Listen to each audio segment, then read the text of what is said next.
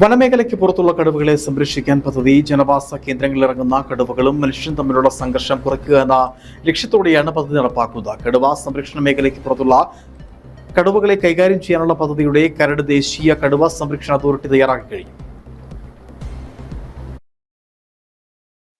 രാജ്യത്തെ ആകെ കടുവകളിൽ 30% വനത്തിന് പുറത്താണ് സ്വതന്ത്ര സഞ്ചാരം നടത്തുന്നത്. ഇവ ജനവാസ കേന്ദ്രങ്ങളിലേക്ക് ഇറങ്ങുകയും ആളുകളെയും വളർത്തുമൃഗങ്ങളെയും ഉപദ്രവിക്കുകയും ചെയ്തത് സംഘർഷത്തിനിടയാക്കുന്നു. വനത്തിലെ ആവാസ കേന്ദ്രങ്ങൾ പലയിടത്തായി മുറിഞ്ഞുപോയതും സഞ്ചാരപാത നശിപ്പിക്കപ്പെട്ടതുമാണ് കടുവകൾ ജനവാസ കേന്ദ്രങ്ങളിലേക്ക് ഇറങ്ങാനുള്ള പ്രധാന കാരണം. 2025 മുതൽ 3 വർഷത്തേക്ക് 88.7 കോടി രൂപ പദ്ധതിക്കായി വകയിരുത്തും. ക്യാമറ സ്ഥാപിക്കൽ, ടൈഗർ സ്ക്വാഡുകൾ ഉണ്ടാക്കലും, വാഹന പെട്രോളിംഗും, നാട്ടുകാരെ നിയോഗിച്ചുകൊണ്ട് കടുവ നിരീക്ഷണവും കണക്കെടുപ്പും, ദ്രുതകർമ്മസേന രൂപവൽക്കരണം, അപകടകാരികളായ കടുവകളെ പിടികൂടാൻ കൂടുകൾ, അപകടം കുറയ്ക്കാൻ നിർമ്മിത ബുദ്ധിയുടെ ഉപയോഗം തുടങ്ങിയവയാണ് പദ്ധതിയിൽ വരുന്നത്.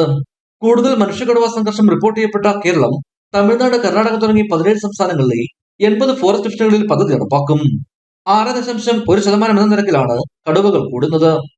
ഇടുക്കി വിഷൻ, കുമളി.